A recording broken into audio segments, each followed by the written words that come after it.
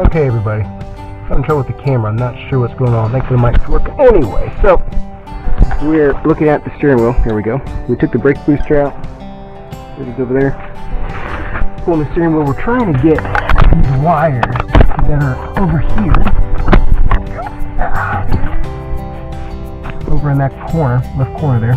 Trying to get those out without cutting anything. It looks like if we unplug all this garbage, which happens to be helpful to the car, that might help us out. So that's what we're giving a try. That's our project for today. Then we'll unmount the struts and so forth, get those loose. And my next task, Bear wants to work some more here in the interior. My next task will be working on the trying to get. I haven't looked at these yet actually, so we'll do that right now. Trying to get these stem brake connectors off. Oh wow, that looks pretty nifty.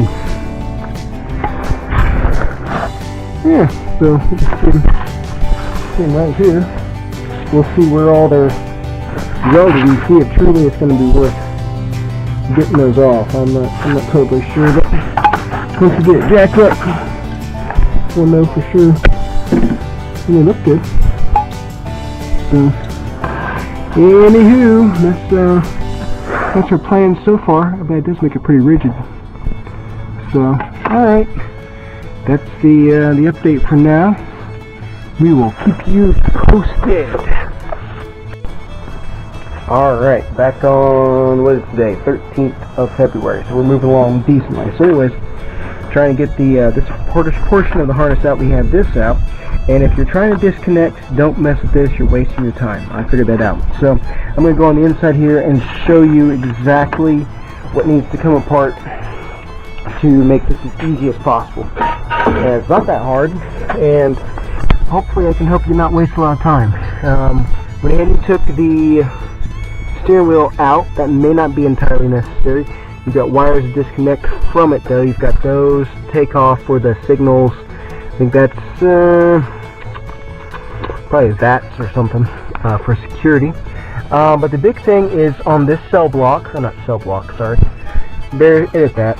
On this fuse block or connection block, all those nice pretty tabs there. So this is coming from the motor engine bay area. So this right here is what you need to remember. This bolt is located up right in there. It's got a little red head on it. I think it was 9/32 if I'm correct. So it feeds right through here and connects that together. So if you waste your time, some of these do have to come out, but if you waste your time trying to screwdriver this like I was, then you're truly just wasting your time. Only when I saw the reflection in the threads in here did I realize, oh wait, I need to unscrew that. So anyways, this portion has a clip-like feature here that comes out so that you can help push that through here, because this stays in the car, but this is the portion that comes out. So that was just being truthful.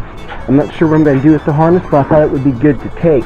But I was just about to cut it. So this kind of shows that persistence and patience and not getting flustered does pay off. So I pull the camera here, and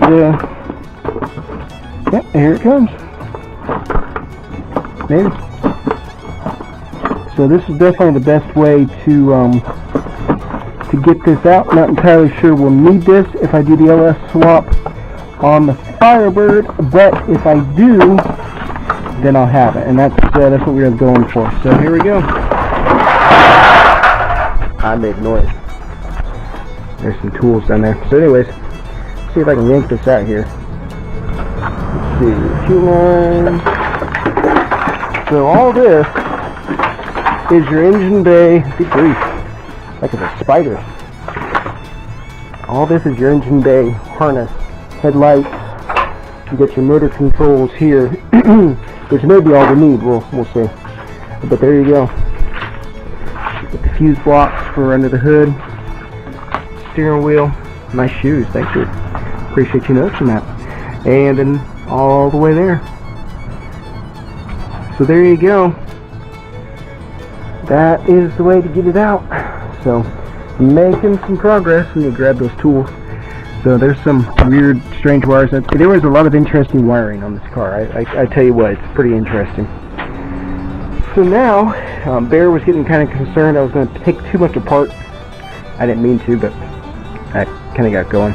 And it finally quit raining, as you can see. So, but anywho, so I think my last thing, well, I still got some time, so I'll probably go ahead and jack it up.